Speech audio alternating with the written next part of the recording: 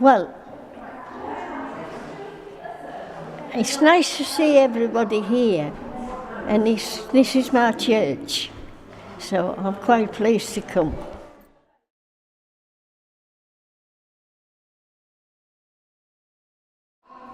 I was born at a little village in Rydale, outside Revo Abbey, actually.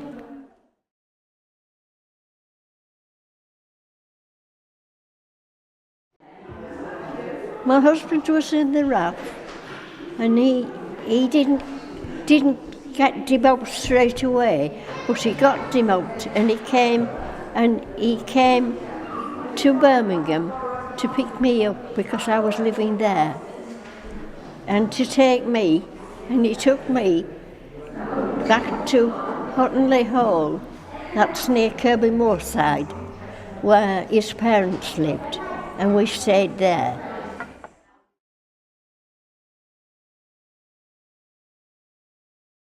In the war, I had been in the NAFI, but I couldn't stay in the NAFI because I got married and I was pregnant.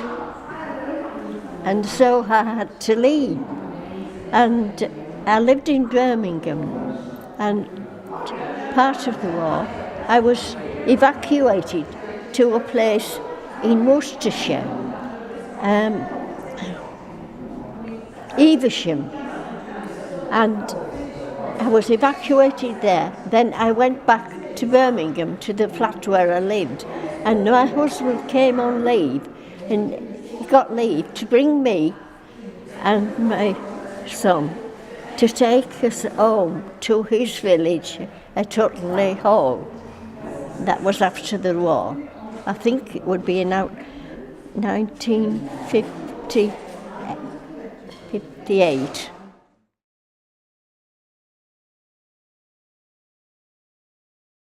It wasn't very good because living in Birmingham, there were the air raids and they were very bad.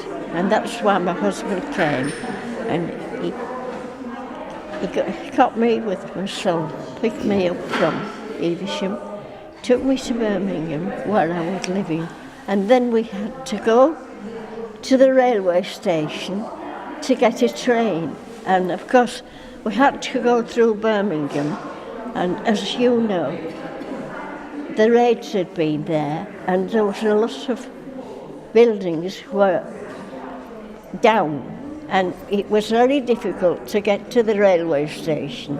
However, we got to the railway station, and fortunately we got a train, and it took us through to a place called Denham in Buckinghamshire, where my sister-in-law lived, and my husband was with me, and we went there, and then he only had a few days leave, and then he had to go back to his regiment, and that way he was stationed at Bryce Norton in Oxfordshire, and then he left me there, and then I stayed with my sister-in-law for a few months till he got leave again, and then he came and brought me again, and he brought me from Denham back into Rydale to Hottenley Hall, where we lived with his parents.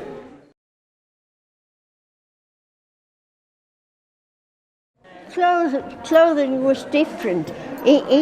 When I worked in which we call private service, I had a uniform, and because I was uniform, I had a wage and I had to live in, and the mistress took, I think, about a shilling a week off my wage to pay for my uniform.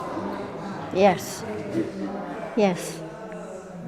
And the uniform was just plain dress with aprons and a cap in the morning, light blue, and then in the afternoon the dress was a long, dark navy blue one with a white apron and a white cap. And I was a house come parlour maid. So I had to help the cook, and when the parlour maid wasn't at work, we had 3 servants, and I was the first one. And the parlour maid was off duty, then I had to step in there and help to serve the meals.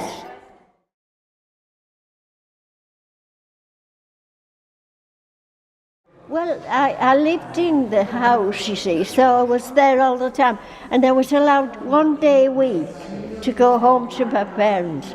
And that meant getting on my bicycle and biking from Hutley Hall to Rebo and back. Yeah, yes.